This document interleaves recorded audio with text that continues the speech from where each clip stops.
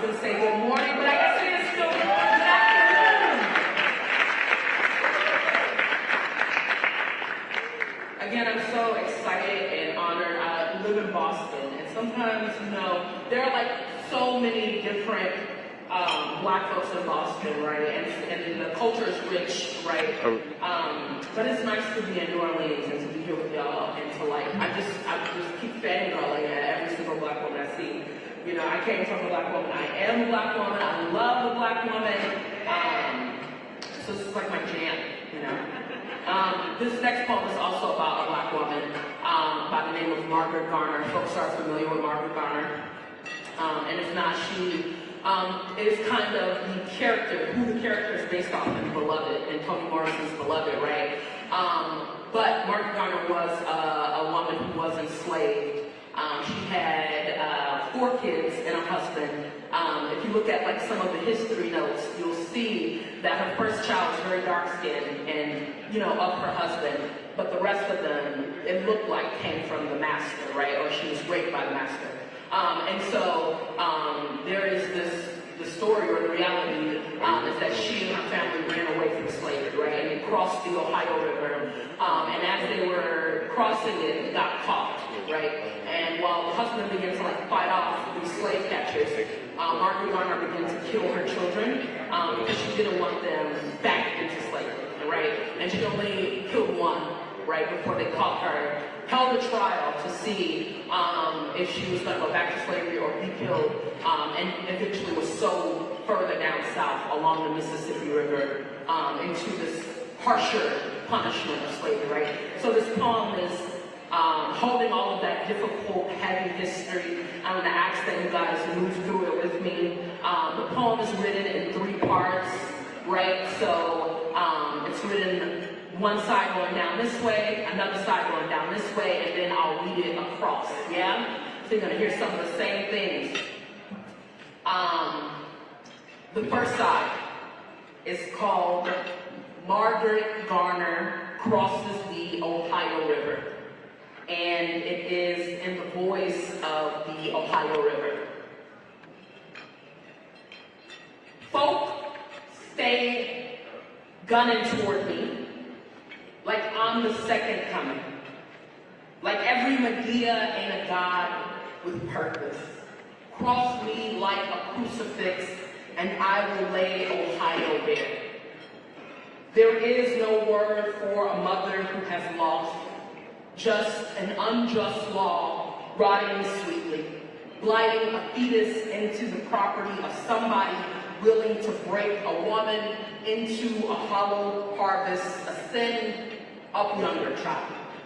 Wade through me like a hen, a prayer, a river of Jordan, a Mason-Dixie gateway, I, the chariot, freezing up, hardening myself in your quest.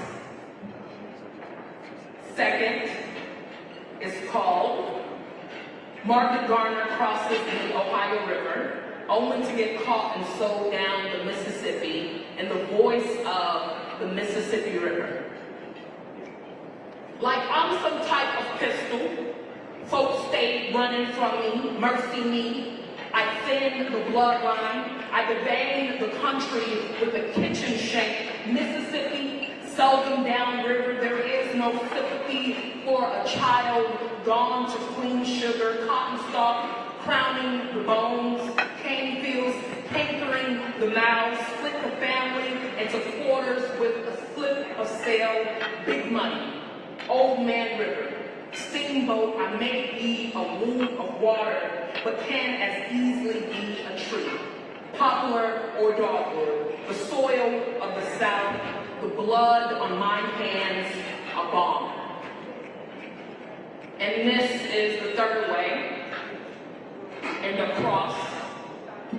And it's called Margaret Garner Crosses the Ohio River, only to get caught and sold down the Mississippi, or the mother stands trial for murdering her children, in the voice of Margaret Garner.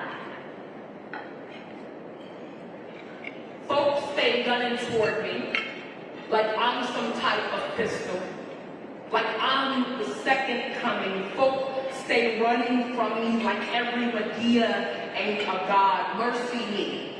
I thin the bloodline with purpose. Cross me like a crucifix, and I devane the country with a kitchen sink. I will lay Ohio bare. There is no Mississippi, seldom downriver. There is no word for a mother who has lost sympathy for a child gone to clean sugar, just an unjust law, rotting sweet. Cotton stalk crowning the bones, blighting a fetus into the property, cane fields cankering the mouth of somebody willing to break, split the family into quarters, a woman into a hollow harvest with a slip of sell big money, a send up younger child, wave, old man river, steamboat through me like a hymn. I may be a womb of water, a prayer, a river of Jordan, but can as easily be a tree, a Mason-Dixie gateway. I, poplar or dogwood, the chariot freezing up the soil of the South, hardening myself in your quest, the blood on my hands, a bomb.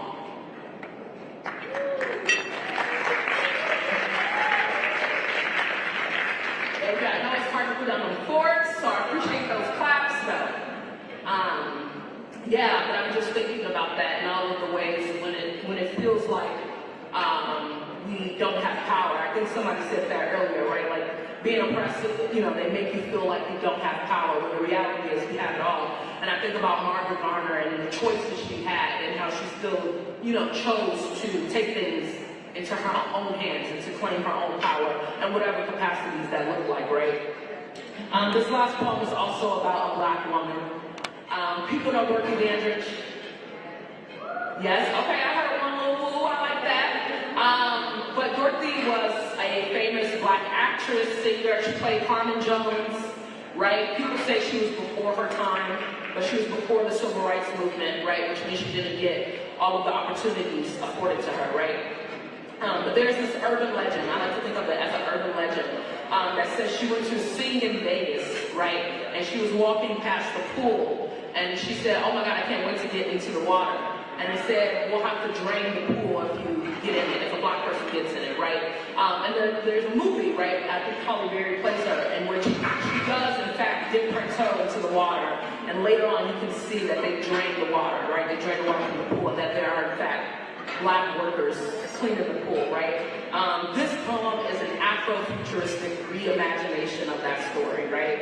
It's the space in which we get to write our own stories and reimagine the future, right? All Adrienne Marie Brown says all organizing is science fiction, right? And I think about the fact that folks wrote a Declaration of Independence, right? They went in the room and wrote this declaration, and now we all are living in it. And what would it mean for us to write our own stories, or write the world in which we wanted to live in? This is called Dorothy Dips a Toe into a Pool After Being Warned the Water Would Be Drained Should a Black Person Swim in It, 1953, Las Vegas. And all at once, without and within, each well of wet everywhere swelled dry. The woman in the shower, shriveling, shaken bare. The cook steaming at the sink's faulty faucet, the rust teeming and dragging itself through pipes. Chalices unfilled, air wilts the face, moisture abandons the flesh, the breath, the girth, water unflows, reruns away like blood from a wound. The swimming pool, brimming moments ago, now hold mothers who hold babies dry sobbing at its base. Guests at the last frontier lay leisurely, their bodies broiled brittle on the deck. The Black spell is the yes cascading over a no. The anti to the anti, all kept from me in spite shall spite keep from you with force, and in another land, unpromised, the color blue opens and spreads to blanket each eye. Dorothy stands at the water's ledge. Her curls and linen lie loose. Her skin, cool and sweet, sings a song unstained but known. Dorothy, a tall tide, coaxing herself into herself. Dorothy, a good curse, moves into waves wave at her waist. The dancing wet rushes to gather at her hips. She cups the clear in her palms and splashes upward.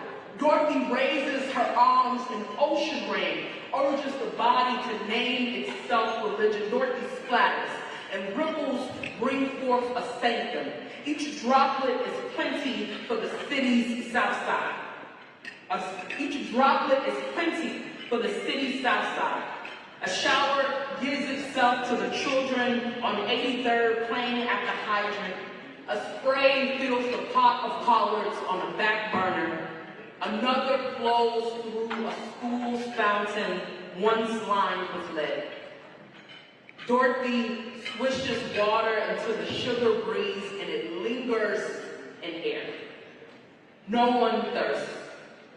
Moisture soothes a lonely throat.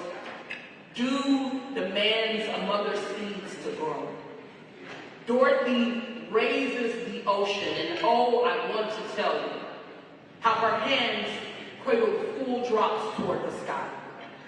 How the water can hardly stand to let her go. Thank you all so much. I hope you keep in mind that even if they try to keep the water from you, it's yours all along. Thank you so much.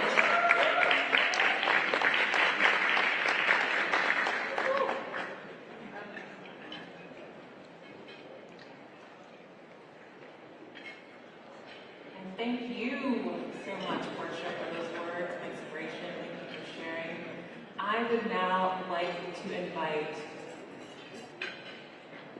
DC Marshall up to the stage from Black Women's Roundtable for the formal luncheon program that's being hosted by our wonderful friends at the Black Women's Roundtable.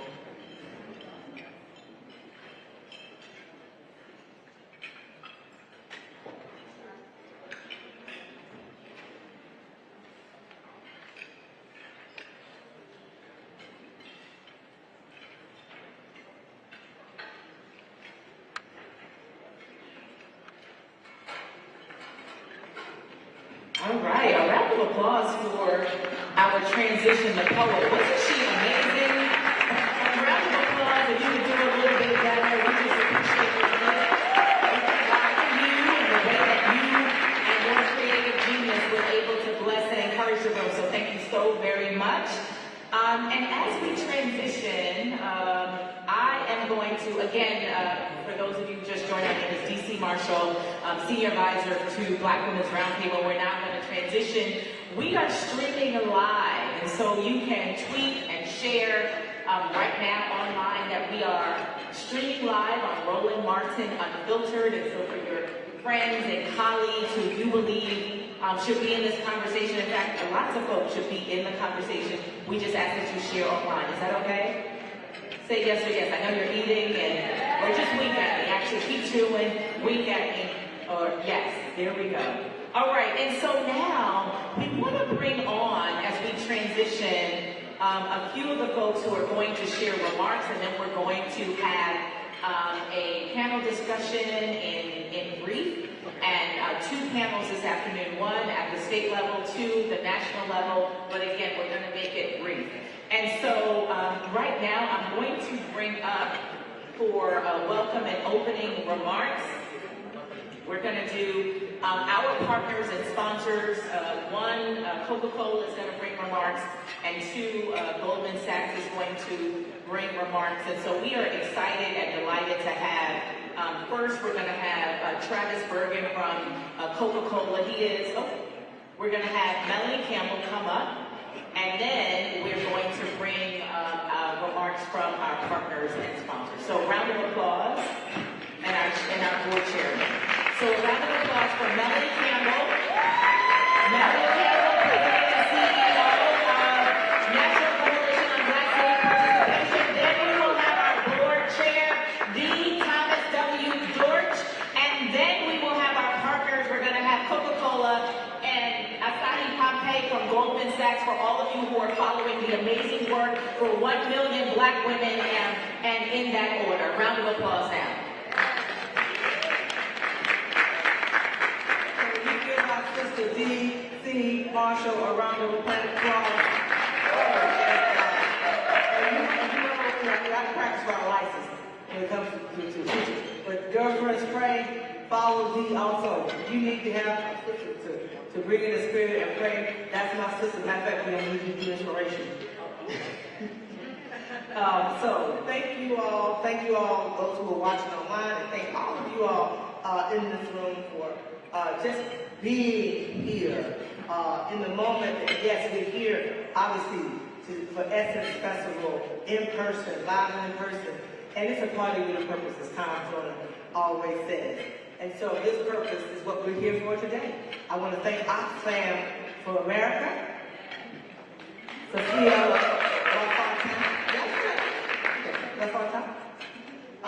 who also will come up to bring co-host remarks. Oxfam reached out to us through our sister Joy on Norwood. And so we lift Joy up again as she's under the weather. And you know she's here. And all of the Oxfam family, can all of Oxfam wave your hand, those who are Oxfam folks in the room. And so we're here for a serious continuation from this morning. And this focus is around the power of our leadership as Black women in this country at a time that we need to use all the power and faith and organizing and empowerment and loving, as I said in the last panel, on each other that we can, so we can win this battle against the attack on our rights, our voting rights, our reproductive rights, LGBTQ+ rights, our freedoms, our privacy, and the ability for us to lead this nation better for the generation that's here and those yet to come. So I thank you for that. I'll say more in my closing remarks, but I want to bring up at this time my mentor, my friend, my leader, a brother who, I don't know how he does it. I'm going to tell you where he at today. And let's tell you, he goes all over this country, big towns, small towns. He can go in corporate rooms, he can go in the White House, he can be right there on the grassroots level in the community. Has never, ever forgotten that his power is about helping people and empowering people. And I was one of those little girls from the school that he helped empower and saw something in me I didn't see in myself when I was a student at Clark College a few years ago. And it got me involved with the NAACP. It got me involved in understanding my power much earlier than I think I would have had God not brought him our journeys together. And no matter what, if I call Tom George Jr., he will say yes most of the time. And he said yes to 1 year to serve as a chairman. I think it's been 5 or something like that. And we just did a ribbon cutting at Clark Atlanta University where National Coalition named the Thomas W. Dortch Jr. Leadership, Civic Engagement, Economic Empowerment, and Social Justice Institute after this brother who needs really no introduction for those. He also is chairman of the 100 Black Men in America. He's an entrepreneur. He got a whole lot of folks that work for him, but he still finds the time to pour into community. So I bring on Thomas W. Dortch Jr., our chairman, Hewitt. Thomas.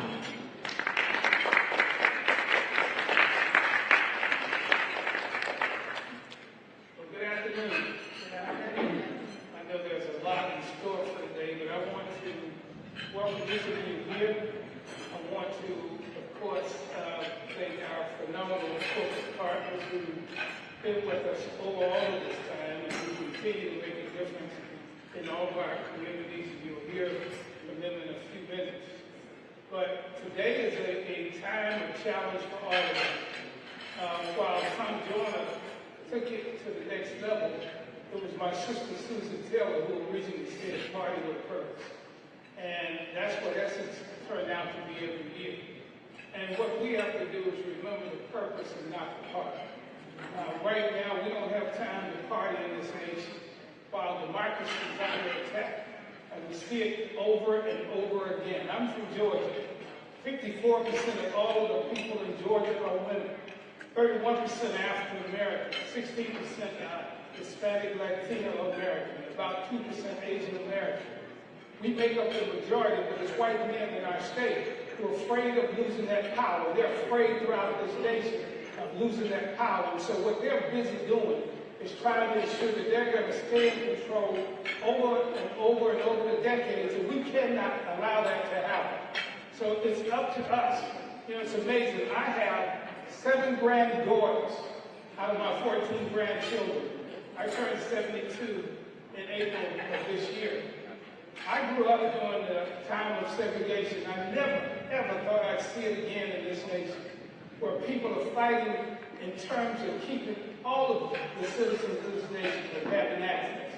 And if we don't vote, and we keep saying over and over again, but if we don't vote this year, if we lose one seat in the Senate, and people forget it, it is a challenge now because we got a couple of folks who are on one party. I'm supposed to be nonpartisan as the chair. I deal with reality. My mom and father told me, know ye the truth, and the truth will set you free. There are a couple of folks who aren't clear about which party they're in. And so while there's a split, almost 50-50 in the Congress and the U.S. Senate, and I worked for the U.S. Senate for 16 years before I got a real job. I started my first company in 1994. But the key thing for us to understand, our challenges are here. Again, it is the right of woman to choose. Without women, this world ceases to exist. And you have to understand that people forget that women, unfortunately, too many women undervalue their value. Because when God, and I'm a proud and serious believer in faith, but when God created woman and man, woman was taken from the side, as the Bible says, not from behind, and we're partners. But at the end of the day, if women weren't here, the world would cease. And we have to understand that. And women have to understand their power. I want all of my granddaughters to be able to live in this nation and succeed and do what it is, whatever it is they choose to do. The same for my grandson. But we have to leave for the generations to follow a better place. And right now, like never before, I never thought I'd see a president attacking the democracy of this nation. I never thought I'd see folks turn their back on protecting this nation. And so we have to make sure that we vote and we get people who understand government of the people, by the people, and for the people. So we have to make sure not only in these rooms when we partake in these meals, we got to make sure we're all in the streets. And we're trying to make sure under Real Men Vote, under the 100 and our efforts with the Divine Nine, NAACP, and others, we got to turn out, even though they tried to come with roadblocks after we proved from the runoffs and from the elections almost 2 years ago, we proved that we can make a difference. And so while there are challenges, there are opportunities for us to do more.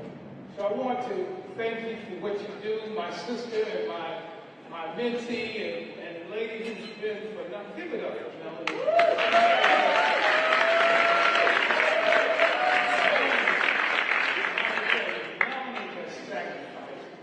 So much for our people.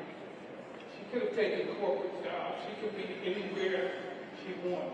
But she is a soldier for the battle of freedom and opportunities for this nation. And that's important. As I prepare to sit down, please, folks, I mean, I know people have gotten comfortable. I wear my mask for 2 reasons. One, I've been battling over the last 3 years stage 4 pancreatic cancer. I've got 7 of the baddest doctors in the world. But it's something wrong when you have to have money to live and survive. It is something wrong when too many of our people die because they could have had treatment. They could have had access to medication. They could have had, again, lives to carry them. I'm going to win this battle as I beat 2 others. But the important part, as my good friend Dr. Miles Monroe said, and I want to share that with you. He said the most valuable real estate in the world are the graveyards, where people went to their graves with so much talent, with so many resources, with so much experience, that they went to the grave instead of sharing. And he says we should die empty. Every day I get up, I empty my life for others, so that my grandchildren and children will have people who will look out for them. Just as those Ambassador Young and Dr. King, and I can go on Zanona Clayton, and we got so many great warriors who have gone, women and men who fought for us to have the right. We can't sleep on these folks. They sacrificed so that we could have what we have today. They're trying to take it away. So with that, let's do more. But wear your mask. There are 110,000 new infections per day of COVID-19. It is not over. It is not over. I've been shot up, I've had both boosters, and if another one comes, I will take it. But I simply say to you, you don't have to die. And because of our preconditions, 2/3 of the people who died have been African American. Wear your mask. It only takes seconds to be infected. I want all of us to live abundant lives. Let's go vote, let's go organize, and of course, let's make sure, as us men will, we know women rule the world. Jesus exists.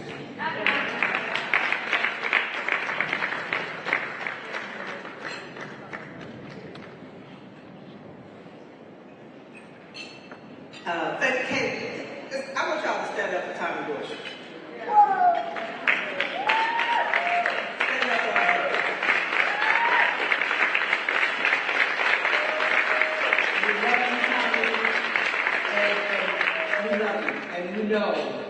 We need you for a long more time. And so we will keep praying and thank you for sharing. And definitely, because I've had it twice. Jesus, I've had COVID twice. You don't want it. It's not the flu. I'm going to die from the first one. Now, again, Dean, we'll go ahead and reintroduce Travis Berger, Director of Community Marketing for Coca-Cola Company. Coca-Cola is an awesome partner for the Black Roundtable. Thank you for joining us. Following him, Sophia LaFontaine, Senior Advisor, Alliance and Strategic Partnerships, Oxfam America. Following her will be Asahi Pompeo, Partner Global, Head of Corporate Engagement, Goldman Sachs, and President Goldman Sachs Foundation. And she will talk about the 1 Million Black Women Initiative, which I'm blessed to be an advisor of, as they continue to invest in Black women $10 billion for the next 10 years.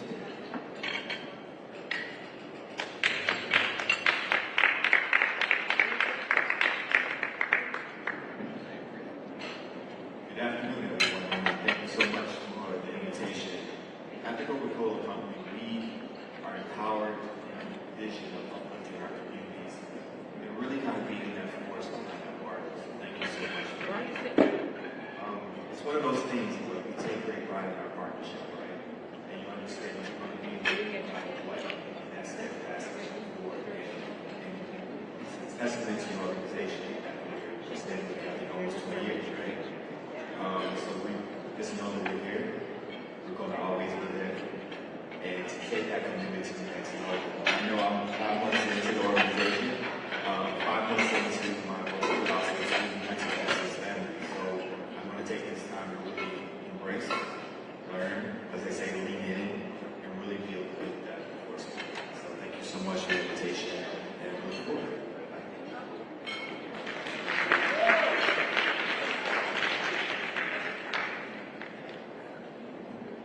Good afternoon.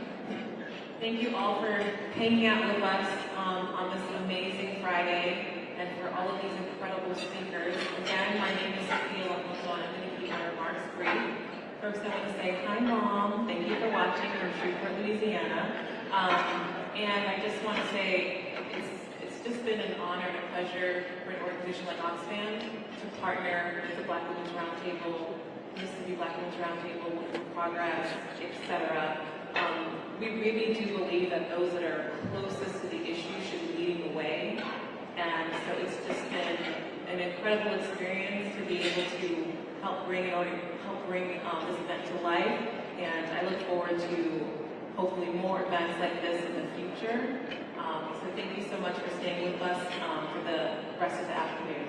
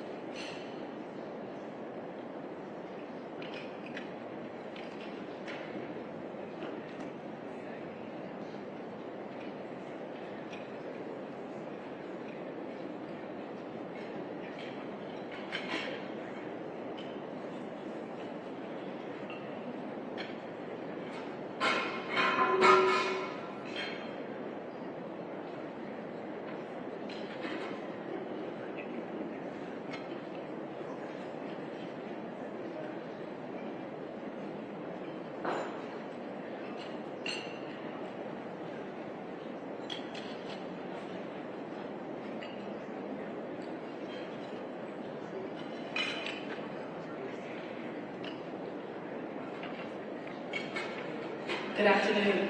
Good afternoon.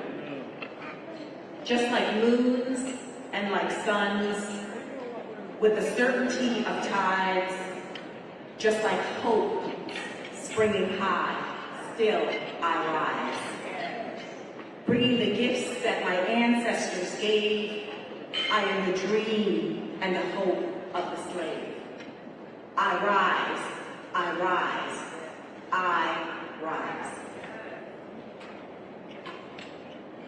I know that we all agree when I say that Melanie is a national treasure. And it gives me great pleasure to be here with her and each of you. As Tommy said a few minutes ago, she is a soldier in the battle for freedom of our country. I'm going to make my remarks short and transparent. I'm Asaki Pompey. I'm a lawyer. I've worked at Goldman Sachs for 17 years. And I've risen through the ranks there to be the most senior Black person at the bank.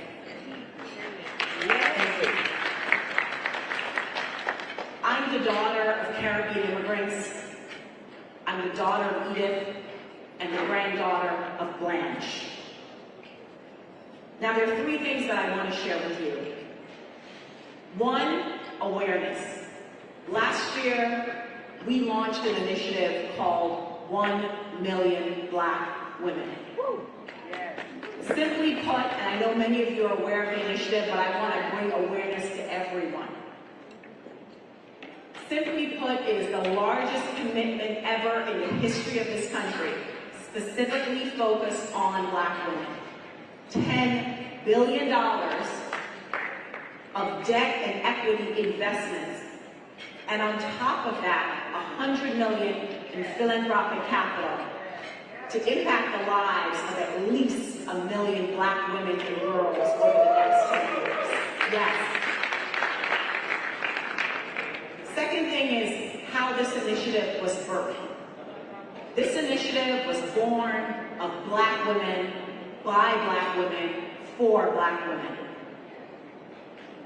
Now, we did it through listening tours. We've done 55 listening tours because we know Goldman Sachs, a 150-year-old investment bank, needs help to figure out how to best serve Black women.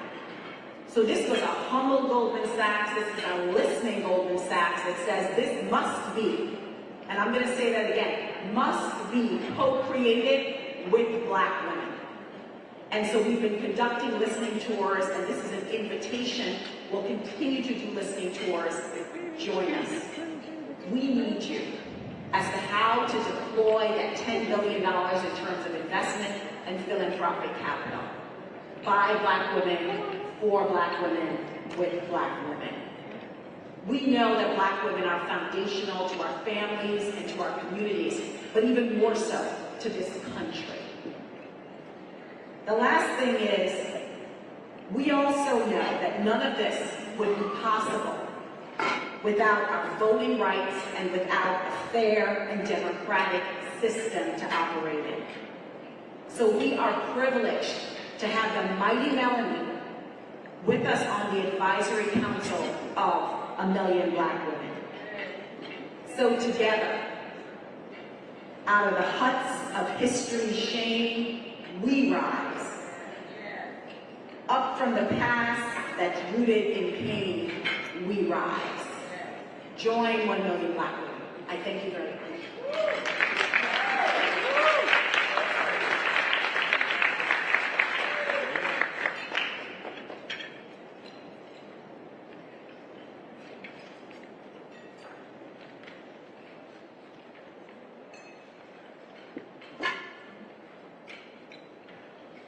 And another round of applause for the Black woman, because how many of you know if it was not for a Black woman in that seat, with that power, with that access, with that P&L, with that budget, with that voice to advocate for Black women, we would not have what we get. Let me just repeat this again. And the necessity of Black women to fan out in positions of leadership, but particularly in corporate America, one of the largest institutions, to leverage those resources to support us. So again, another round of applause for Asadi Pompeii. We thank God for you, my sister. We thank God for your mother, your grandmother. I felt the energy. I felt that. And so again, we are grateful for that. We're going to bring up the state panel. But while I'm doing that, again, you know, I really, and I think Coca-Cola, Travis is still here, I am super passionate about not just the work that we do, but also standing in the gap for corporate leaders who look like us. Because I know they go to the table for us, and it's often not easy.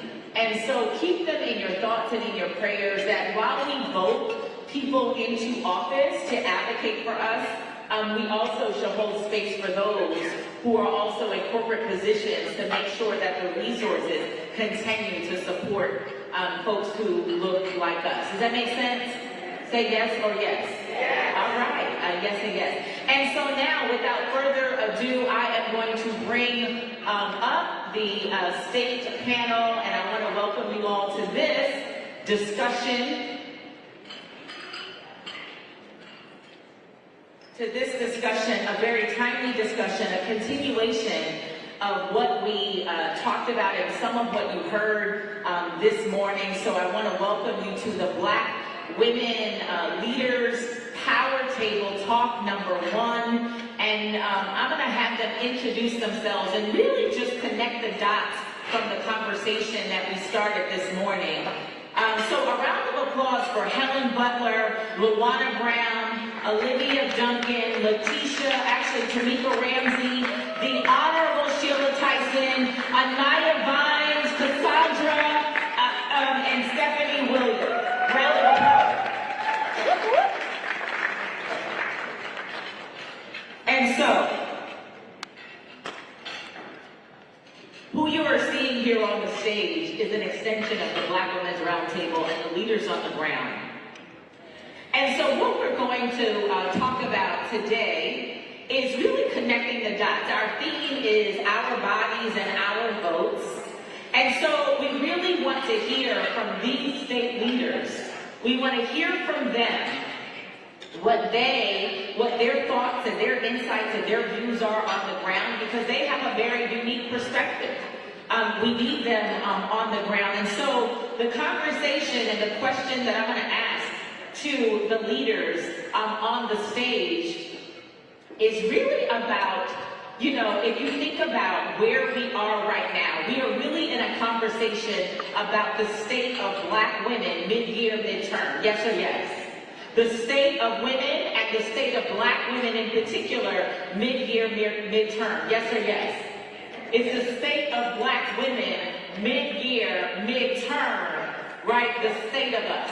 And so the question and the insight that we are looking to hear from you, this illustrious panel, is really three things. And we're going to pass the mic and we're going to try to do this expeditiously. You know, Melanie is so generous and she always wants to make sure that the leadership is elevated, and rightfully so. But the question is, question number one, is the current state of women and reproductive rights. We want to hear from you, in brief, the current state on the ground and where you are as it pertains to reproductive rights. That's question number one. Question number two is then the impact. How does that, or will that, impact the election and voting rights? That's the impact. And then three, you can leave us with a call to action. Tell us, Commissioner, what we need to do. Like, tell the folks who are streaming, give us one thing that we can do. We don't want to just continue to, right? Tamika, we want to hear the call to action. So we're going to move from right to left, and then we will wrap up. Hello, I'm Commissioner Sheila Tyson from the convener for the state of Alabama. And I want you to fully understand that this is about power, this is about the grounding of this country, and everything is on the table. Every right that a woman has. They're not only attacking women, they're going to come into LGBTQ, they're going to come into voting rights. This is nothing but a setup to test us to actually see, are we going to do anything? They're going to see how they divide us enough to where they can stop us from moving on anything. So you're looking at what's on the table, your children's future, your grandkids' future is on the table. But one thing about this that we can get out of, that doing this at this time, right before the midterm election, is a positive. That means that they have showed you women that they have no respect for you. They do not value your opinion. They do not value your vote. That's the reason why all of us, we need to go to the poll and vote them out in mass numbers. This is our opportunity right here to show them our power. We know we got it. Now it's time for us not to only show our husbands.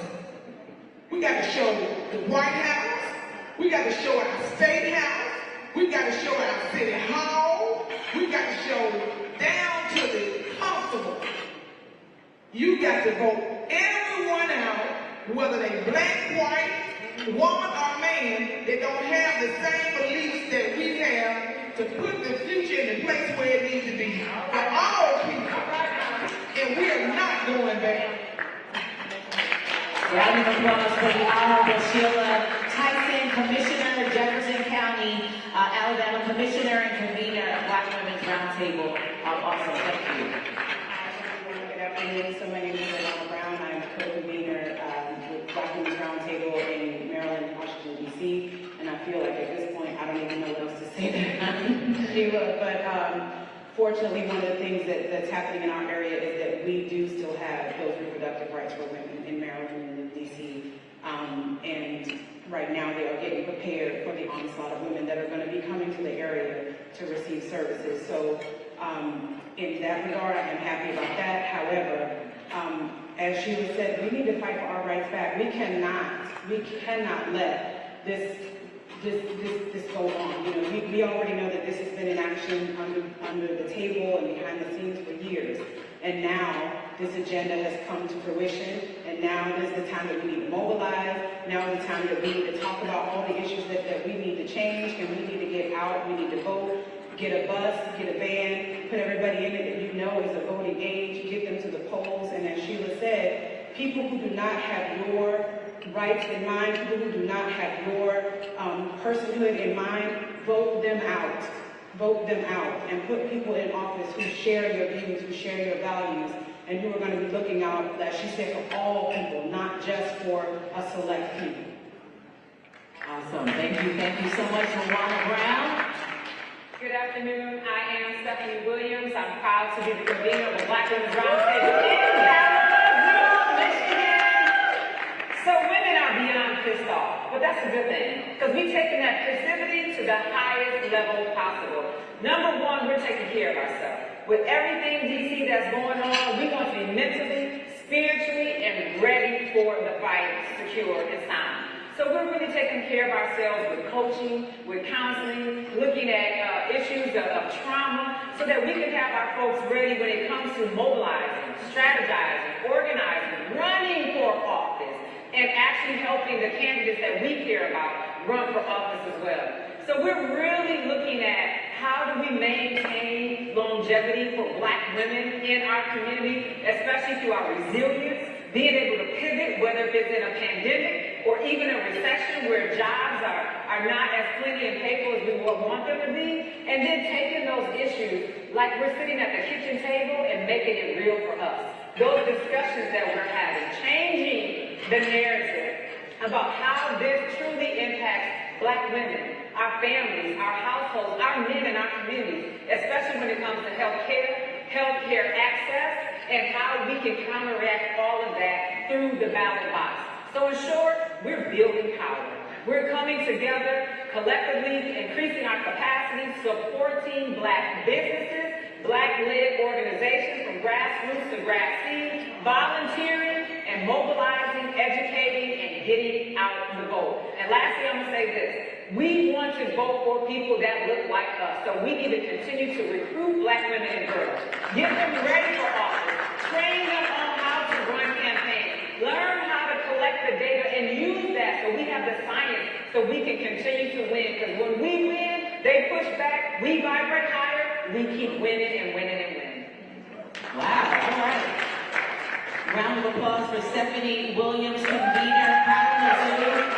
That's an awesome call to action. And so we invite you to tweet now, share now. We are streaming on Roland Martin Unfiltered. But I think that call to action is a nudge. Is there somebody in your community, a young girl right now, a young woman right now, who you know would be an awesome voice representing us that we could get behind? We have already lined up behind the commissioner's campaign, and she hadn't even identified that she was running. But like we need, you know, it's always the strong sister, the strong woman in the room to encourage each other. Hey, you run, we will line up behind you. And so we're going to continue with this panel and the discussion. We're going to move over to none other than Tamika Ramsey. So introduce yourself, my sister. Good afternoon. My name is Tamika Ramsey. I am the convener for Black Women's Roundtable, Eastern Michigan. Black women have not had body autonomy since we set foot on this land. Wow. We were told who to sleep with, what babies to have, what to do with our bodies. We had no choice. And in 1972, the Supreme Court gave us some of that. And then last week, they took it back. Black women should be able to say who they sleep with if they have children. We cannot look at reproductive justice only as an abortion issue. It is more for us. We heard the story of Serena Williams, one of the richest Black women in the world, famous, almost died after giving birth because the doctors would not listen to her. So it don't matter if we rich Black women, as long as we're Black, we are on the table and could die at any moment. That is enough for me to fight for reproductive justice.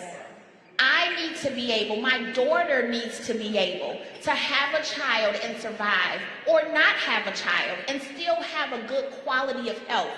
that Black women in this country have not been able to have. In Michigan, we have a reproductive justice ballot initiative where we are trying to change the constitution of our state to make women of all creed and color able to have body autonomy. That is what we're fighting for.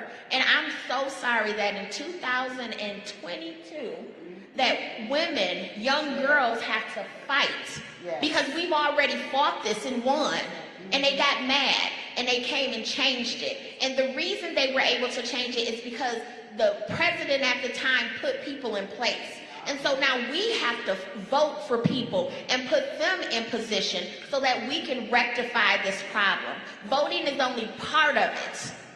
Advocating, demonstrating, fighting back, using our dollars or not using our damn dollars. I will not spend $1 in Texas. Right. Like, no, you cannot have my money if you're telling me that I can die at any moment and you don't care. We have to take control because we are the change and we are the saviors that we're looking for. Nobody else been trying to save Black women in this country but us. So we have to continue that fight. Thank you. Wow, and a round of applause for the Tamika Ramsey, convener, Michigan Black Women's Roundtable. But she said so much that is so powerful. We have not had body autonomy. Right, so just really level setting, the education and the awareness of that and the breaking down of that. But also I would share one other thing that is really important to know when Stephanie, says vote for people who look like us and think like us. It's important to know what Tamika mentioned is the previous administration put people in office. And so what I heard from a young king, his name is Darryl Cole, he's a champion for Black Youth Vote, and he says, what am I to say? He says, I understand that there were people put in office to make decisions right now, but it looks like the right now leadership made those decisions. And so Tamika, your point of clarity was so necessary. In the room, just say yes or yes. If the clarity was necessary information that we need to empower our communities to say, no, we still need you to vote, but also understand what's happening right now is not a right now strategy, that there have been people who have been lined up previously to make this decision and to begin this battle. So thank you, my sister, for clarifying that.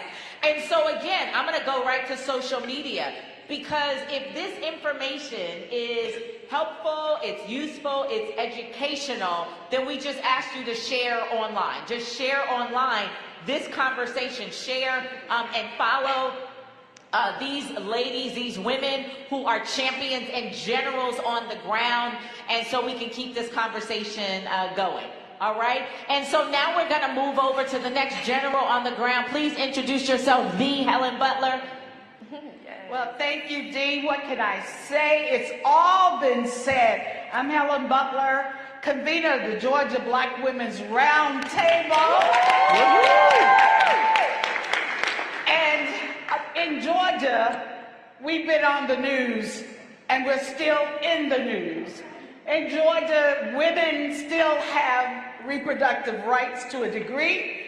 But what the first thing after the Supreme Court overturned Roe v. Wade, what did our Attorney General and our Governor of Georgia decided to do was go to court and get the injunction lifted that was in place from allowing the heartbeat bill, 6 weeks heartbeat bill, from being implemented.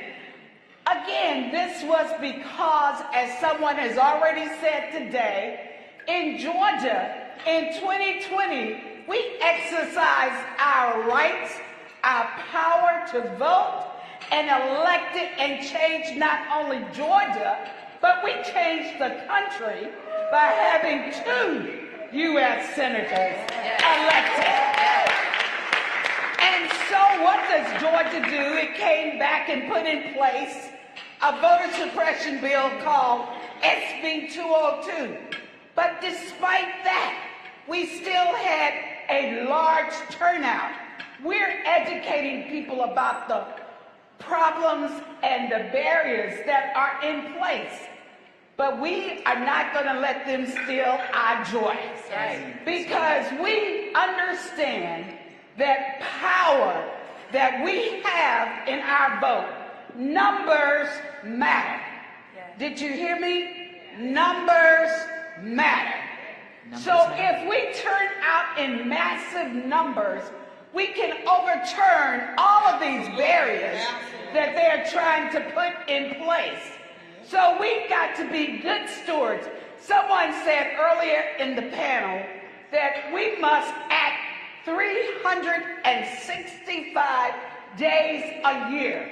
So we've got to register people to vote. Yes. We've got to educate people about the issues, about the candidates, and then we got to mobilize them. Yes. You've got to get them to the polls to turn out to vote. But the other thing is, we've got to protect that right to vote. Yes. In Georgia, they decided to change the composition of officials who implement election laws. And they'll be doing it for other things as well. But guess what? You can become an election official. So be a poll worker, be a poll monitor, be out there assisting the voters to exercise their right to vote. Call 866-OUR-VOTE. It's a national hotline that you can get your problems answered. So don't be deterred. 866-OUR-VOTE. We're there to make sure you're engaged. And as Dr. Lowry said, voting is a sacred right, but it is also a moral obligation. So, ladies, black women, we are a majority in Georgia. We can rule. Women are 52% of the voters, registered voters. So we have the power to do anything we want. Power.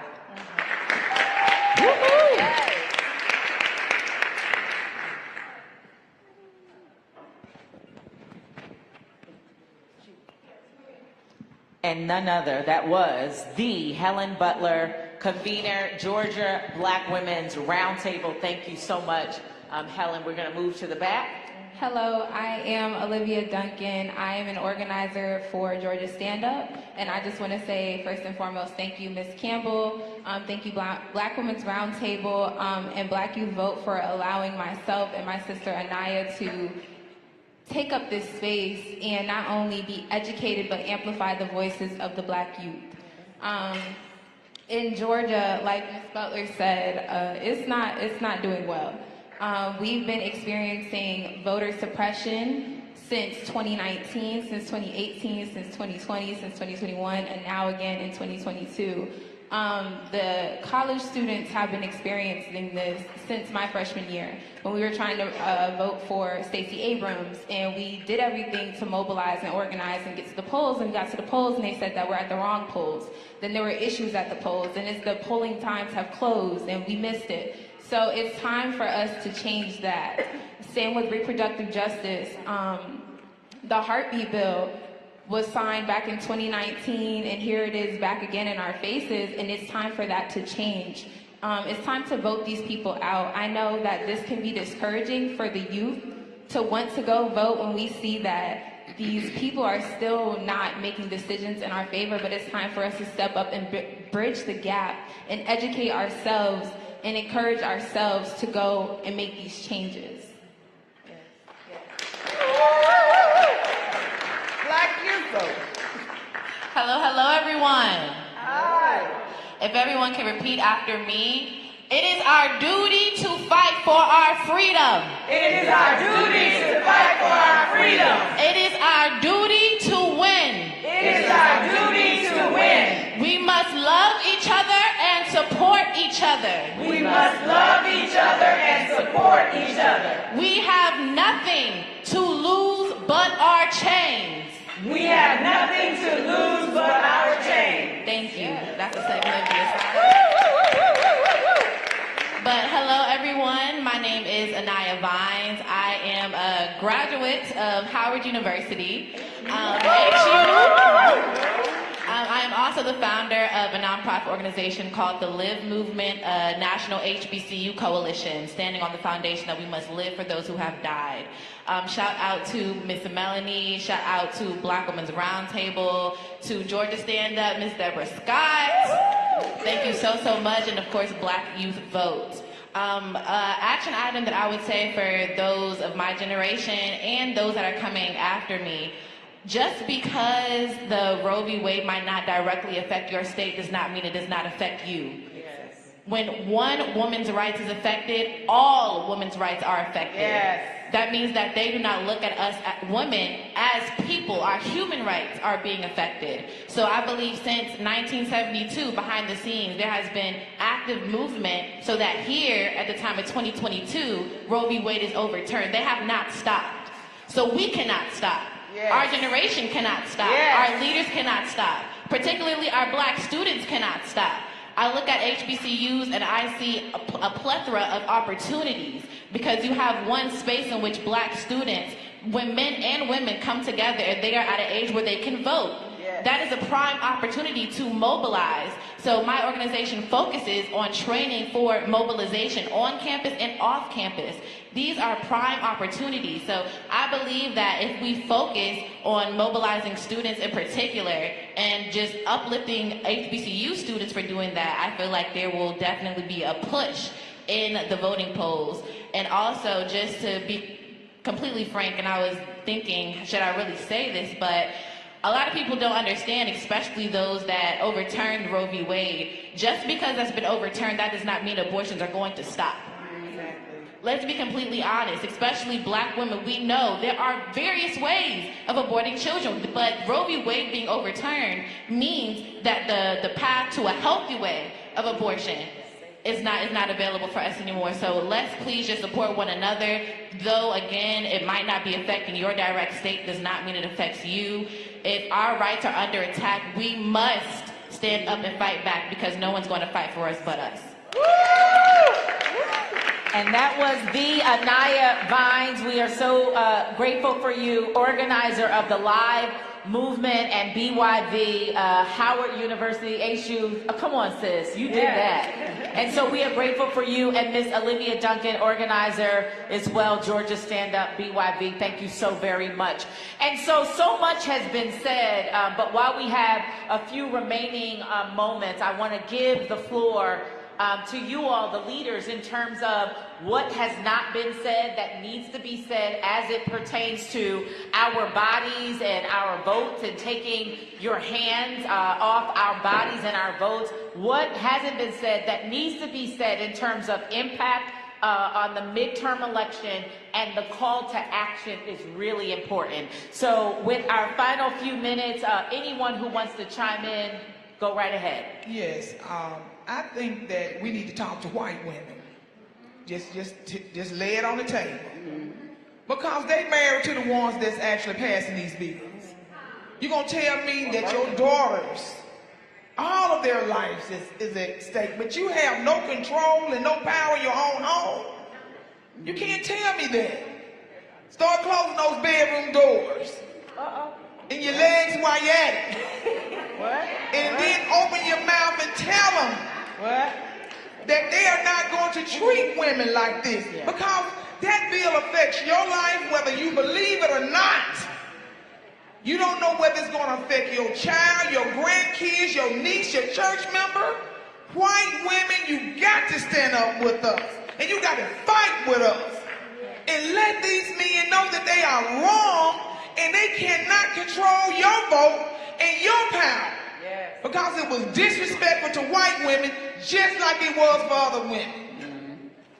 So me and Sheila the same person. I was going to say very similar to the same thing. This country is made up of 13.7% Black people. If all of us voted our values, we still need the help of white people. Dr. Martin Luther King talked about the white progressive. If you are not helping us, you are in our way. And that's the simple conversation. I have white friends, we have difficult conversations all the time. Because if I can't have these conversations with you, you are not my friend. If I am fighting these battles by myself, you are not my friend. And we have to call people out. Yes. If you are not fighting with me, you are in my way. If you are not helping us, you are allowing us to be killed. We need to get a backbone. We need to say, I'm not dealing with you. And be okay with that. And then support the ones who want to learn, right? Because this cannot be the suffrage movement all over again. It cannot be we working together as women until white women get what they want and then they leave black women behind. Black women not going for that shit no more. And I've been trying not to cuss. We just not doing that no more. So we have to start having those difficult conversations. That white coworker that came up to you in tears when Roe v. Wade, girl, how your mama vote? Did she vote for Trump? Did she vote? Let's have those conversations because that's how we are truly going to move this country forward, right there. All right. Powerful, powerful, and we needed that. We needed the conversation to open up, and it's not going to be a comfortable conversation. So I'm grateful for these leaders here. And as we wrap up, I'm going to say, because this is a room live of us, right, women. And then we do have a live stream audience, but again, with the comment of expanding the conversation and speaking with other women, white women, and even Asian women, and Latinas, and all women, we really need to start that here. So we are streaming live now on Roland Martin Unfiltered. We are also streaming live on NCBCP Black Women's Roundtable on Facebook. And so we want to ask you right now, again, to share online. We'd like to have a conversation. We need a broader conversation, as Commissioner Sheila Tyson mentioned and Tamika Ramsey. We need to have a broader conversation, a unified conversation, if we're going to continue the conversation and advocate for hands off our bodies and hands off our votes. So if you could go to, again, online, follow NCBCP_BWR to engage others in the conversation. That's the one thing that we would ask. And for those of you who are streaming, in the chat right now, whatever it is that you think needs to be said or added to the conversation, we invite you to chime in. We invite you to share. Hit the share button so that we can expand the conversation. And so, that said, we are going to wrap up. I'm going to give the leaders, whoever has a pressing final thought. Yep, we're going to give the floor to you for this conversation. So, Stephanie, if that's you, the floor is yours. Thank you, DC. I just wanted to say that at this point, we really need to change the narrative. The conversations we need to have in the streets are the same ones we have at our kitchen table.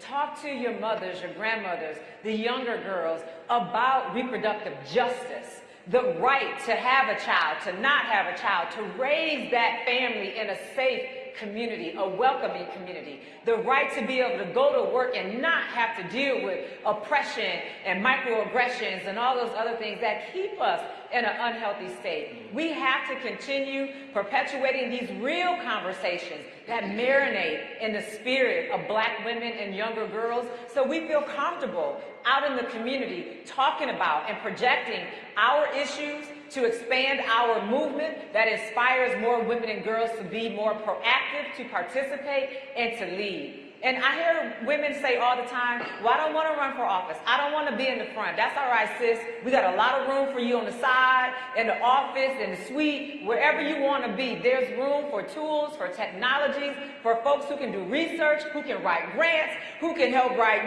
speeches, do social media. There is work for everybody to do. And this fight is ours because it's about power. It's about Black women and girls and our power, maintaining what we have and building on what we have to look forward in the future. It's about supporting Black entrepreneurs, Black businesses locally and globally, making sure that we're expanding the power of our money, of our dollars, and making sure that we're maintaining home ownership, make sure that we are growing capacity. So I just want to say that don't be afraid to have these conversations in the streets. You can be in the streets, just don't get caught up in the streets. But be in the streets talking about what really matters. Tweet. Make your status on social media. Go on Instagram, Snapchat, and talk about the real ish. Stand in your truth, speak your power, mobilize, organize, vote, and still keep having those conversations because it is about us.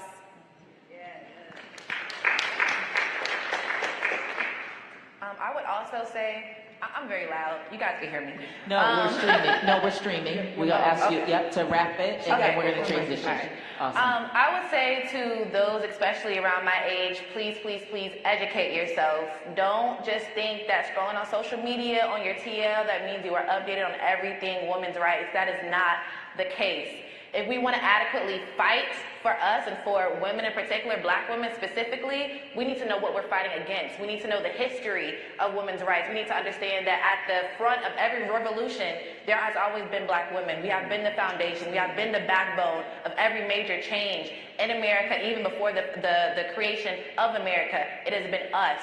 So making sure that we educate ourselves, don't take just whatever anyone says to us as bond, but making sure that everything that we have in our brains, we are doing the research to make sure that we are actually making change for our people. So please, please, please educate yourself, not just social media, but let's hype up some stuff, let's do some research and get the job done. Awesome. A round of applause for this amazing panel.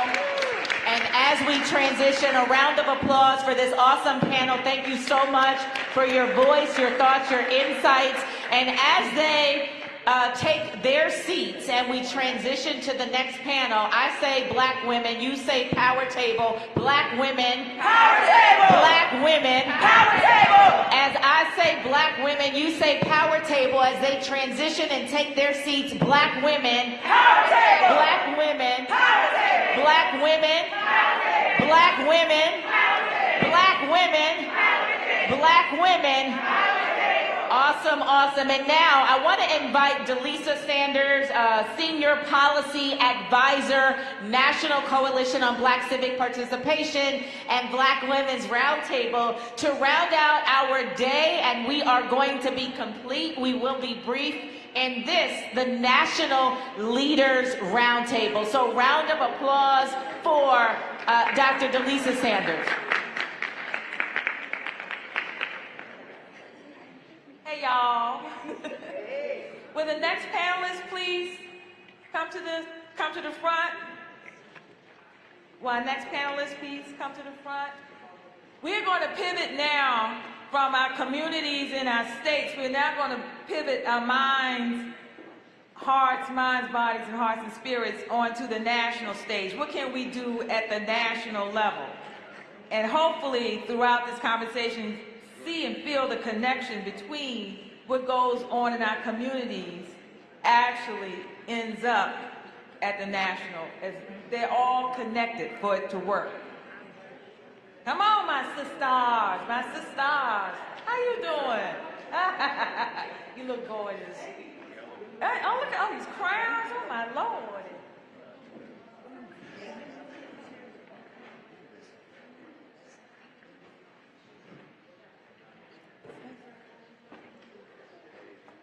Okay.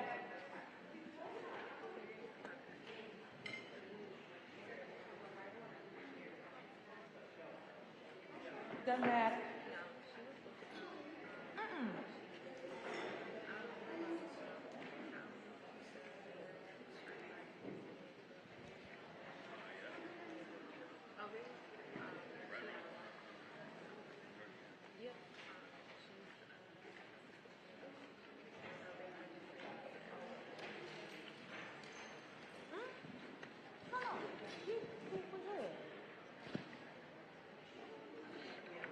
Oh,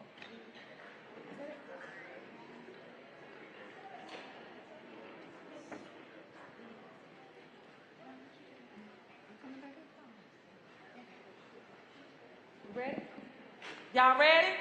Yeah. Y'all ready? Okay. How poetic it is to be here in this moment, where within a week, the Supreme Court of the United States made decisions that are rolling back the clock on our federal protections, on our rights and our freedom. How poetic that we just witnessed history in Judge Ketanji Brown Jackson becoming the first Black Supreme Court justice.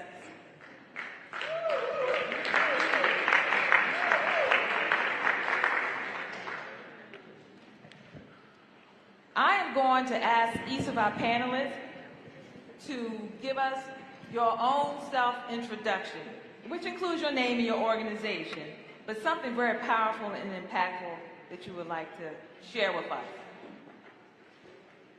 This is what happens when you sit in the first seat.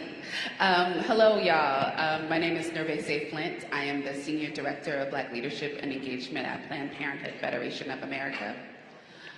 We are the largest healthcare provider in terms of reproductive and sexual health, not only in the U.S., but the world. And what was the second part of that question?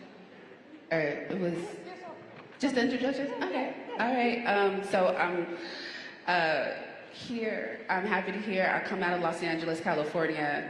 I use she, her pronouns. Been a long time into the reproductive justice movement, and so really excited and also heartbroken to talk about where we are today. So, thank you, Delisa. I am Felicia Davis. I am the proud convener of the Clayton County, Georgia Black Women's Roundtable, the county in Georgia that put a new crew in position. And I am also the founder of the HBCU Green Fund, where I work to green Black colleges. And I'm so pleased to be here, learning now that the future is indeed Black, and climate change is real. And so as we talk about the quartet and move forward in terms of these Supreme Court decisions, there's one that I will particularly lean into. And so with that, I will pass the mic. Thank you. I hope everybody can hear me. I'm Jocelyn Fry, and I'm the president of the National Partnership for Women and Families in Washington, D.C. And it's a privilege to be here with all of you. Thank you, Melanie, for your leadership in convening us. Thank you, Delisa, and your work. And the National Partnership is a 51-year-old women's organization, and I am its third president. I'm its first Black woman president. Yes. And it's exciting to be here, and we work on a range of issues. But you asked us to introduce ourselves, and I think in many ways the most important thing for you to know about me is that I am the daughter of Lily and Kenneth Fry. Mm-hmm. You may not know them, and they have now gone on to their makers, but that tells you as much as you need to know about me. They were both, they grew up in segregation. They both moved to Washington. They became federal government workers, and they sacrificed enormously to give me every opportunity. I am most assuredly sitting here with you today because of that. I'm going to places and being in spaces that they never thought that certainly they would be or that I would be. So I carry that legacy proudly, and I think in many ways that's the most important thing to know about how I got here. Thank you. Peace and blessings, everybody. My name is, well, first giving honor to the beautiful Black women in this room. I'm really grateful to be in this space. Thank you, Melanie, always for creating these opportunities for Black women to gather in such a powerful way. But my name is Monica Simpson. I'm the Executive Director of Sister Song. We are the National Reproductive Justice Collective for Women of Color, good folks. Yes. About me, so I am a country girl born and raised in rural North Carolina, and I have been organizing and doing work in the South my entire life. I am a fine-ass auntie. I take that very seriously. I love being an auntie. And I am also a proud Black lesbian. Happy Pride. We just wrapped up Pride Month. I think that's very important. That's important, the identity of who I am and how I do the work that I do. And I am a true lover of Black folks. And I do this work because my love for Black folks runs so deep. And so, yeah, it's just an honor to be on this panel with all these beautiful folks, and I'm excited to get in this conversation. All right. Now, I want to examine things again from the national stage. And again, keeping in mind that with the Supreme Court, some of the decisions around our reproductive rights, impacting our voting rights, and it ruled that the Environmental Protection Agency can't protect the environment. That's like, what? Okay, so on a national stage, we're always looking at U.S. Congress, right? And we're also looking at the midterm elections. What can Congress and the Biden-Harris administration do right now to protect our rights, in spite of what just happened? Well, I'm happy to start. I'm sure other people will weigh in. You know, I think there's no mincing words that what the Supreme Court did was devastating, and intentionally so. And you can't sort of eliminate a right and not have a powerful effect. That being said, there are things the administration can do. Now we are hearing about states that want to restrict the right to travel. The administration can be clear, and I think the Department of Justice has spoken about the importance of making sure that people know that they have a right to travel. This is a constitutionally protected right. Nobody should believe that they cannot travel from one jurisdiction to another, and they should make that clear with every state. The other issue that comes up is that people, I think, have a sometimes outdated notion of abortion and abortion care. There are a range of ways to access abortion, including through medications, and it is important to have that access preserved. Again, the Department of Justice has already spoken up and said that if people want to utilize different medications that are FDA approved, that they have the right to access those medications through the mail, and they're willing to stand up for those protections. That's really important. You know, I think that there are other implications around access to contraception and just other healthcare services. There are some requirements under the Affordable Care Act, and even under Medicaid and people's ability to access those sorts of services. So I think that the administration can do a lot to speak up on that, but I also think that they just have to be bold and unequivocal that this is a ruling that cannot stand. Right. Like we should not accept it as anything but a politically driven effort to deny women and people who give birth their rights. And they need to be bold and loud and consistent in saying, we will fight it. We will fight it at every place we can, because it is unacceptable and it is inconsistent with what we know about the Constitution and our rights generally. But that's where they can start. I think you said that so beautifully, and I'm so glad you said it first, because I don't have the nice words to say what I think they need to do, right? I just think this administration needs to boss up. Like that's what they need to do. They need to stop playing this little pitter-patter game and actually take off the gloves and do the work, right? So yes, we have our role to play. I know we're going to talk about voting and the power of that, and all of that's important. But if we don't have folks who are willing to stand in the ways that we need them to, unapologetically, by any means necessary kind of attitude, then why are you in this office, right? I don't understand. So I think I'm coming with, I appreciate those who can put it with this, give us the right things to say, and I lean on these folks right here. Because I'm ready to say, get off your asses and actually do the work that you were put in your position to do. Our previous administration used everything and then some to put us in the situation that we are in. Why are we not doing the same thing? And not trying to say we're trying to be like the opposition, but it is important for our people to use their power that they have to the fullest extent of that and do that thing for real, y'all. So I think I'm coming with a lot of fire today, in case y'all haven't noticed, but I'm ready for them to boss up. Anything else? So I just want to jump in so that we don't get confused. So, you know, if we looked at the Washington Post, they said a trifecta. So we're looking at Roe v. Wade, we're looking at EPA, we're looking at an interesting border decision. And before that, it was guns everywhere, right? And so what we divide up, and my sisters to the left, they going in hard on Roe, and we know the impact. But this is like, you know that thing of you got to know your history or you'll repeat it? This folks. That's right. There's a bunch of folks that always had an agenda with a very, very few. So I want some white folks to understand, look, you weren't included either. They're coming up for yours as well. The folks on the plantation, there wasn't a whole lot of folks in the big house. It was just a little crew over there and everybody else served them. So that was the plan. And now there's a movement to say, how can we, the few, control the rest? And everybody, so the only way that can happen is if some of us work on Roe, and some of us work on the environment, and some of us work on that, and we miss the bigger picture. And then the other thing is our numbers. They got black folks in the mindset that we like 13%. I travel. And everywhere I go, there's black people.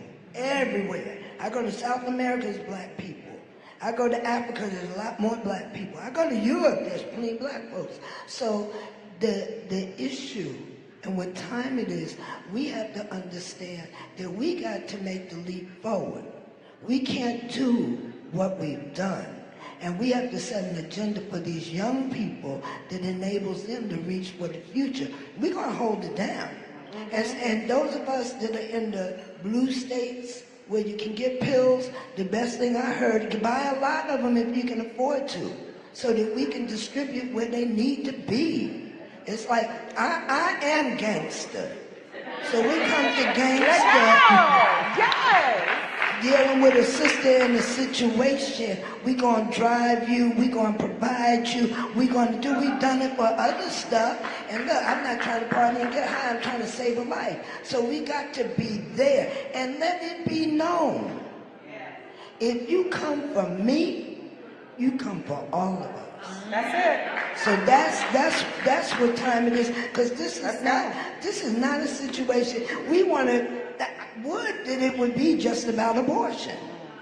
It is not. You want the whole body. You want my body again. And on the strength of the women that I know that served in that way, not this time. Not this time. All right. Did y'all hear that? Yes. I mean, I feel like everything that's said is already said. So ditto everything that folks just said. The only thing that I would just raise again, and I'm gonna pick up where you put down, is that we need to be intersectional and creative. So what does that mean? That means that even though this conversation is about abortion access, we know that black women are not just about abortion access, and abortion access is not just about abortion. It's an economic issue, it's an environmental issue, it's a criminal justice issue, it's all these other things that come into our lives. So our administration not only should be thinking about Roe, it should also be thinking about how do we make sure that the lives of black women, regardless if they want to have an abortion and or keep their pregnancy, right, that they are creating the conditions for that to happen. So we also need to be keeping them accountable of what does it mean to have fair pay. We also need to be keeping them accountable of what does it mean to also have paid parental leave. What does it mean for us to be thinking about this full range of things so folks can actually give themselves options? Because abortion access is more than about, oh, well, I just woke up and I just don't want to be pregnant. Even though sometimes that is the question, or sometimes that is the answer. Abortion access is about all the pieces, because we know that most people who have abortions are already parents, right? We know that, so they are making, and most times they are making economical decisions. So how do we also address those issues as well? So when we when folks tell you that there is nothing to do because of the Congress and the way it's at, don't believe them. That's right. Tell them that there are many things that they could be doing around abortion access. There are many things that can be doing around reproductive and sexual health access. And it doesn't just stop at one piece of legislation or one court case.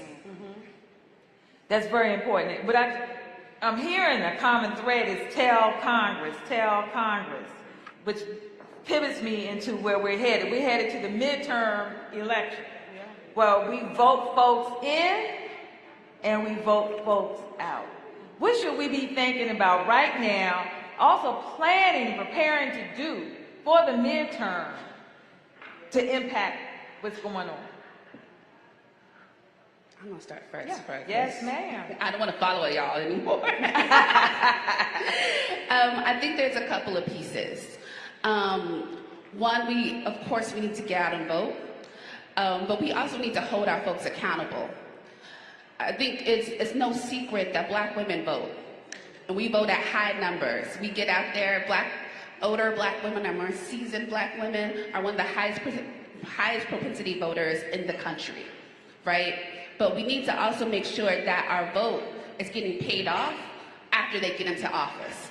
So what do we also do after the voting? How are we holding them accountable? Are we asking them questions? What are you doing? How are you helping Black folks? And then after, make sure that they are actually holding the folks accountable. We can be asking elected officials right now, where are your stance on abortion access? Where is your stance on all these issues? Just because you came to my church doesn't mean that you got my back. So we need to be also having all of those conversations and having them answer to Black women in particular and Black birthing folks. So I think that's the first piece. I think the second one, this is not normal times. So we can't be acting normally. So that means that we got to, again, think big and creative on how we are engaging with our people. So that means we might have to have roundtable discussions in our living rooms. We might have to have roundtable discussions in our bedrooms. We need to be making sure that all folks are aligned and having conversations. So you got cousin and them coming to the elections and coming to the polls with you and asking those same questions. So I'm so glad to know that I'm at the end of the stage with the not normal. Because see, so I sat in the right chair. Because while I'm working to get everybody that I can to vote, we have the opportunity to lift up things. We can say, oh, your choice is this. And we have a Reverend Warnock from Ebenezer that's articulate, educated, the examples. So it's like, you can go with this or you can go with that. I want to be a little bit ahead. So where I am in the curve, let's make voting mandatory for anybody that gets a government amount or pays taxes. Now, it's not going to probably happen, but that's my position. Let's make voting mandatory. What is that? That is going beyond where we are.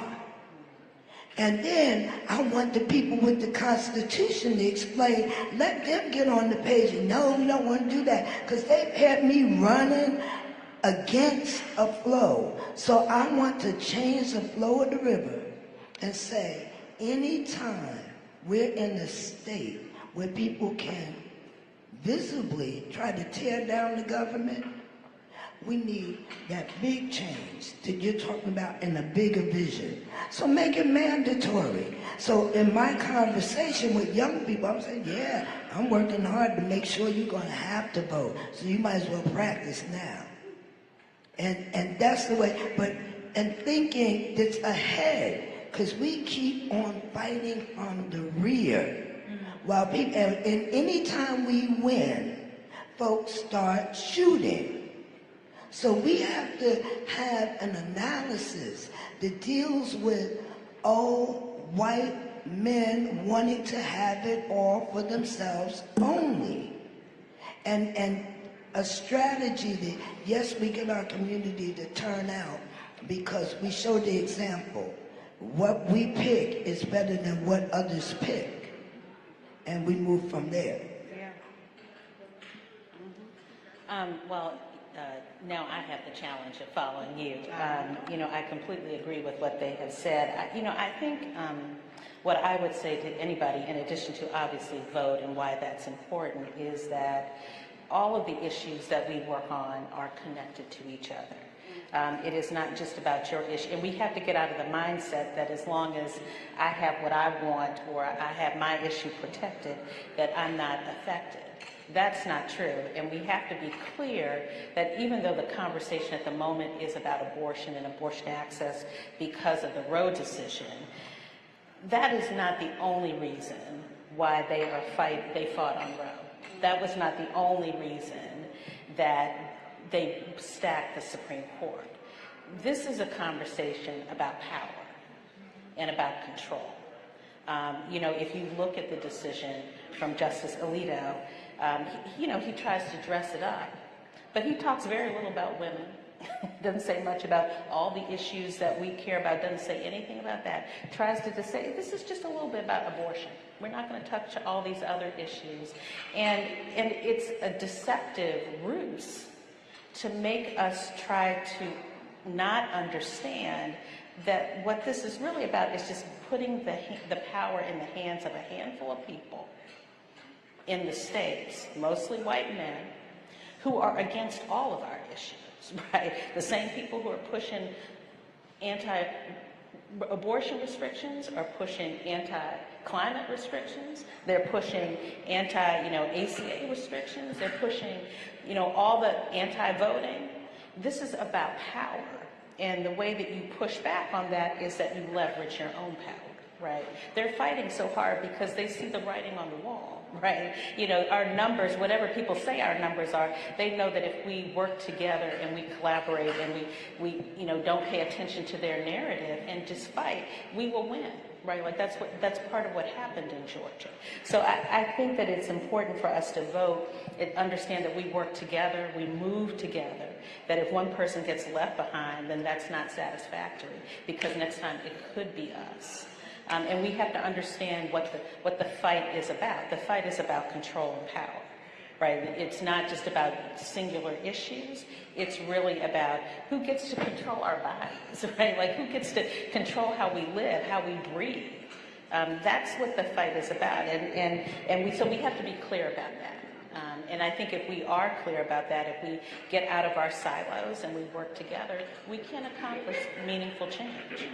So for the midterms, you seem to amplify our issues, to be very clear about it and why we're voting, and also to connect with others and have a thread between us instead of these separate. Absolutely, and that we have to work together, right? Like I may not work on climate issues, but I understand we need to work together. I may need to be in a state that I'm not normally in and work on that issue, because at the end of the day, it is part and parcel of the same problem. Right. That's a good point, especially at the national level, because we all want our name and that's it. Yep.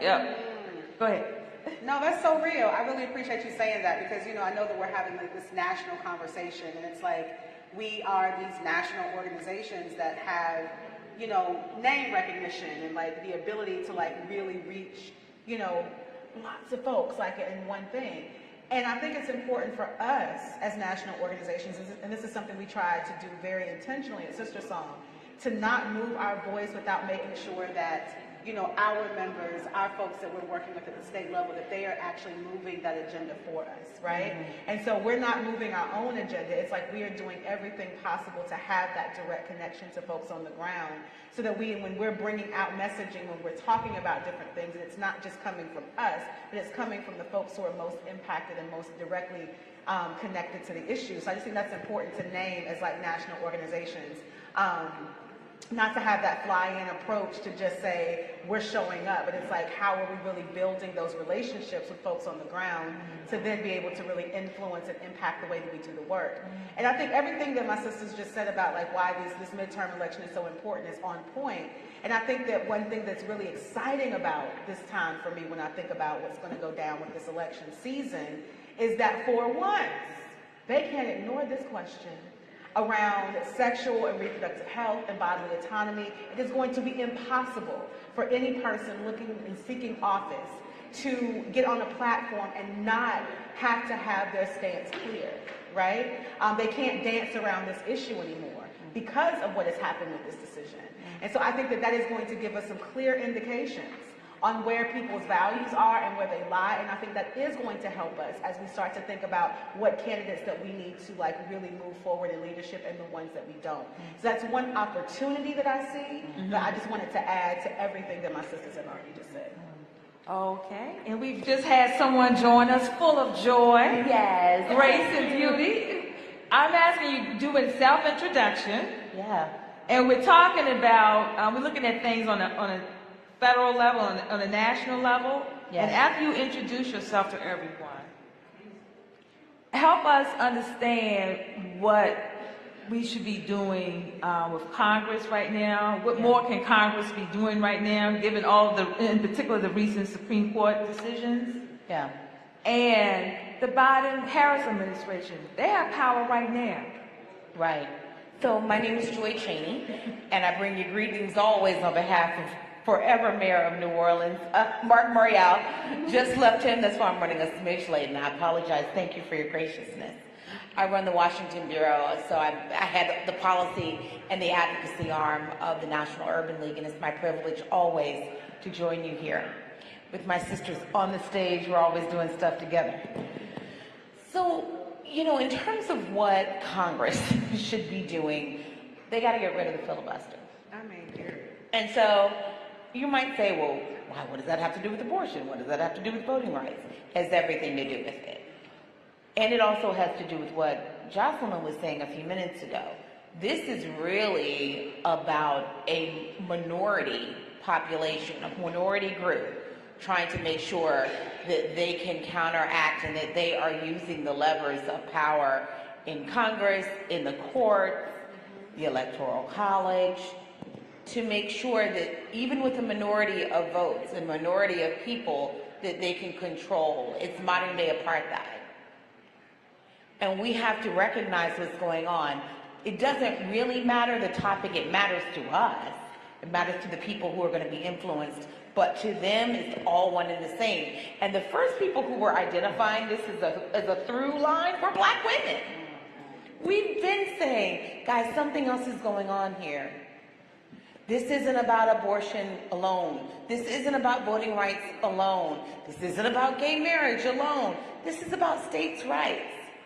This is about trying to control, a minority trying to control what the majority does. And so we have a filibuster that means that even though we have a majority of people in Congress, we have to have a supermajority, 60 people. Where in any other place do you need 60 people to move things forward? And as Martin Luther King said, as we're saying today, the filibuster is an existential threat to democracy. We cannot, it's why we can have gun laws blocked unless you have a very benign one. Blocked is why you can have that.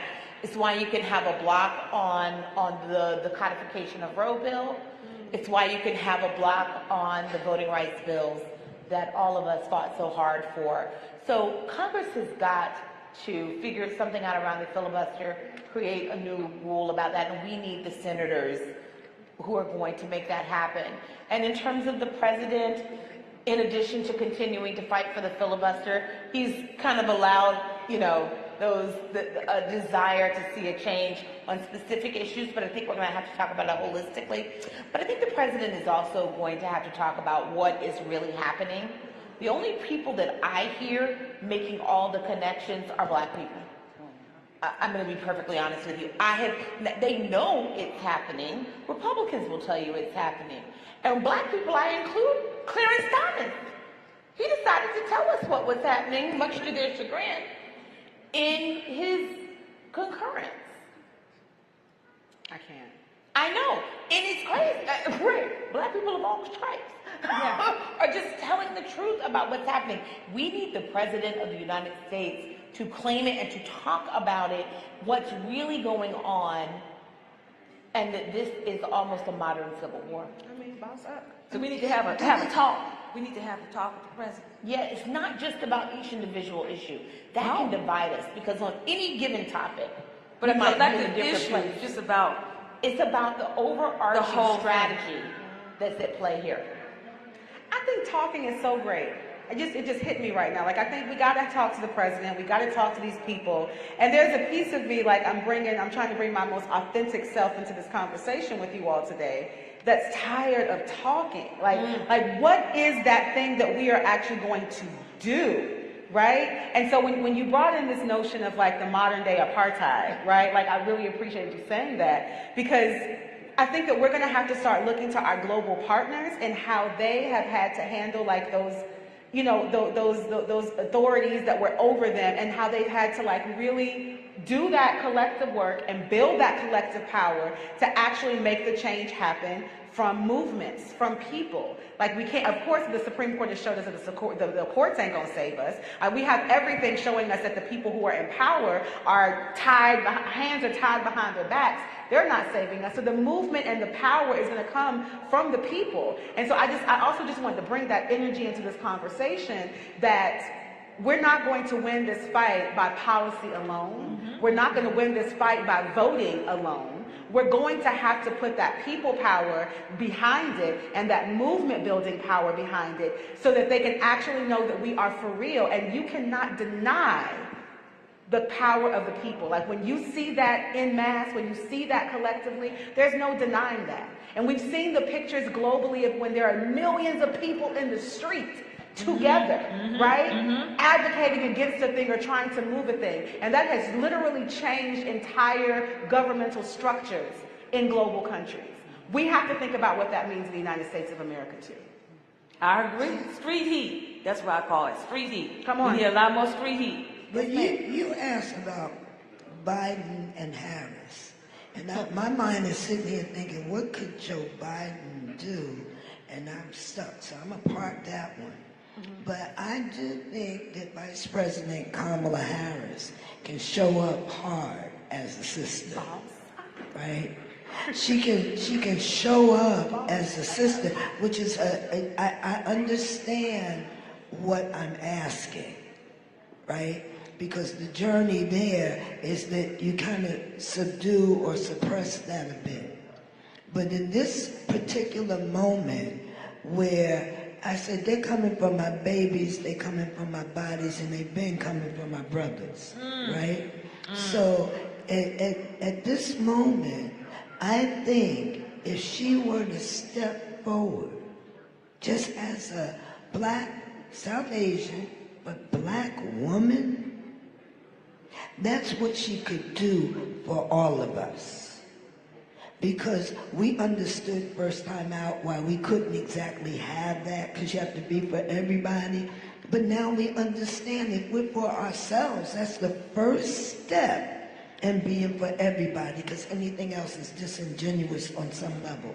So right now, I'm thinking about, how can I work in a manner that builds more space for her to do that? Because I think in that moment that could galvanize a power that we possess. And when we say do something, part of that doing, sister, we got to be quiet about it. Because we've been announcing. We're going to march, and announcing we're going to do stuff. And then, people can meet you there. But so we have to do some analysis. But if our sister would show up, if I was to send a message to the White House, I don't know what Joe could do, right? He doesn't strike me like that, but I think she could. There we go. What we're hearing, we need to show up. We need to make sure that our voices are heard. We need to be very clear, look people straight in the eye. We voted you in, we can vote you out. And that we mobilize. We mobilize and we keep making noise and demand and we fight back. We just can't. I agree. That's basically the sentiment that we have. I want to close on a high note, a really nice note. I would like to know in one word what you felt when you witnessed Judge Ketanji Ron Jackson being sworn in as the first black woman on the Supreme Court of the United States. Just one word that expresses how you felt in that historic moment. You want me to start? Yeah, go ahead, Joy. You've asked this question before. She's a great moderator. She always asks this. Is good. I think the last time you asked this, yes, I ma'am. Vindicated. But you know what I'm going to say today? Relieved. I feel like, look, we know that she's not going to solve all problems. It's not possible. And she won't agree with every one of us in every way that we want.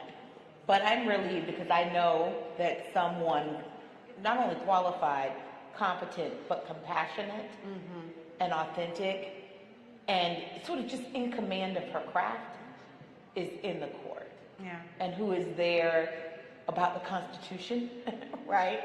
And about the American people and not on some ideological bent. And so I am relieved that at least she understands the assignment. I gotta say 2 words. I mean, I'm proud. Come on, sister, with your locks, and you just look extra black. Your name is extra black. Everything about that is exciting to me, right? Like, super proud. Like, go you. And the other word is bittersweet. Because time and time again, black women are put in these positions to have to hold the moral high ground, to have to, put all of our energy into like being in the midst in the sea of white supremacy, trying to make change. And I just want to hug this sister. I want to make sure that she knows that she is being hugged and loved on by as many black women as possible, because what she is being asked to do right now is not fair. It's not. Right? And so, yes, proud. I'm going to put my fists in the air and do all the things to celebrate this amazing, historic accomplishment. And I know what she is asked to do and where she is asked to sit and how she is asked to do it should not be what black women should have to deal with in the United States of America. Yet we are continuously putting our bodies, putting our minds, putting our communities, putting everything on the line just for our own freedom and liberation. And we've been doing that for decades. And I'm tired of that having to be our narrative. So I'm going to hold on to the proud, but I'm just going to acknowledge the bittersweetness of that too. I would say hopeful, because I think that even in the midst of all of the challenges that we confront, I can still hold on to the fact that this brilliant black woman is now seated on a court where she had every right to be. She was hands down the most qualified person, one of the most qualified nominees ever. She's more qualified, quite frankly, than some of the people she'll be seated with, right? And she stands on the shoulder of a legacy of black women who should have preceded her. So even in the midst of all of the things that people are doing to take away our power, I remain hopeful because there she is, and that's important, and it's a glimmer of hope.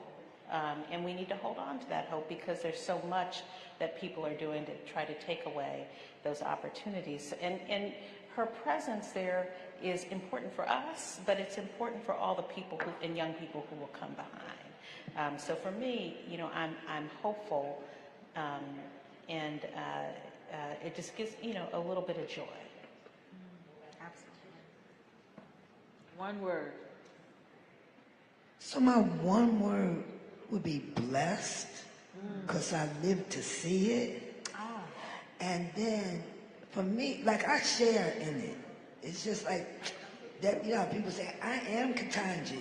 I've been rolling around ever since. Like, I really am Ketanji. And I can't wait for Keisha to get there with her.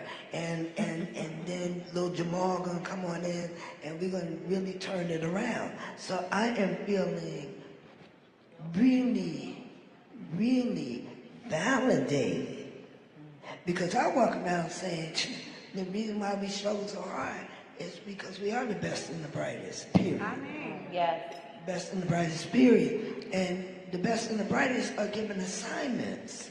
Because what other group of people could have carried the assignment? I'm saying globally, the assignment. I mean, from South Central to South Africa. We carried the assignment, and we tried to bring humanity up and forward. And Ketanji has got it. She is the hope of the nation. Without that, we're going to need another constitution. I'm working on that. Anybody interested? We get over in the small room later on. But because sometimes you can't repair a document if you weren't included at the beginning. Because I was never, 3/5. I was 6/5. Well. Close us out. I was like, dang, again. You got this one, baby. I think I want to ditto the hopefulness. I think this is because although I am saddened that Black girl magic has to exist in the sense of we have to be resilient in ways that is sometimes extraordinary, right? And the toll that it takes on us. But I am a deep believer in it. And I know even though it's just one person, but that one person, I believe in the power of Black women, and that one person, even though it's not going to radically change the court, to have that voice in there, to have representation in there, to have somebody who can bring voice to the natural hair conversation or whatever we need to have a conversation is hopeful for me. And that it will send a message, and it does send a message to a whole bunch of generation of folks to say, I think I can be there too. Well said. Yeah. Well, thank you everyone for being with us today and closing out, helping us close out today with this final power table talk of the National Coalition of Black Civic Participation signature program, Black Women's Roundtable. Our leader, Melanie Campbell, would you like to say a few words as we close out for the day? Our leader is coming up. She's going to say a final close out. And thank you so much. Thank you so much. Thank you, Delisa.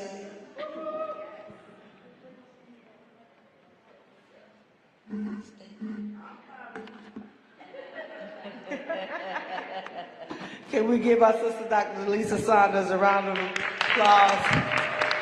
And actually, Tanya's going to close us out, our Vice President of Operations and Events Management, Ms. Tanya Tyson. And I want to thank everyone who hung in here from 9 a.m., a lot of y'all, to now. And I think we're closing it out on time, right at 2 o'clock. And as she's coming up, I want to thank Roland Martin Unfiltered again for live streaming this today and getting it out of this room. And I have a board member in the room, our sister Tanya Lombard from AT&T, Vice President, and our sister Queen. If you want to have a good time, spend a little time. She let you in that circle band, and we had. I'm just telling you, this sister does so much. She has something called Humanities of Connection. She's a New Orleans girl, born and reared, correct? So she's home, but I want her to know that we don't get a chance to get together much, but I just getting together with you just for a few minutes last night, lifted my spirits. She does a lot, just as a sister. Yeah, she has the title, but as a sister, she's always thinking about what she can do to move the ball for our people. So I know she won't say anything publicly today. Rolling, we all rolling, but love you, sister. And we thank you for all you do for our people. Tanya, turn it over to you. And thank you, ladies. Okay, good afternoon, everyone. I'm Tanya Tyson, Vice President of Operations. And I want everyone to give all these wonderful, phenomenal women a round of applause for this excellent planning. And I want to thank everyone for attending and enjoy Essence Festival. Thank you. One last thing, make sure you follow us, stay with us, follow Black Women's Roundtable, yeah, you're right. And donate. We got to get in the streets and turn it out for 2022. Thank you. And thank you all, walk forward. That's it.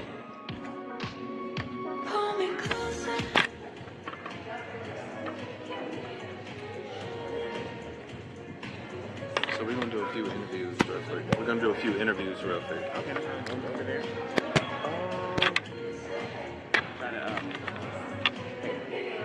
Probably, people probably gonna take pictures over there, so I'll probably just do it somewhere. I get this for you for the next meeting. Okay. We may do a setup on this conference room. President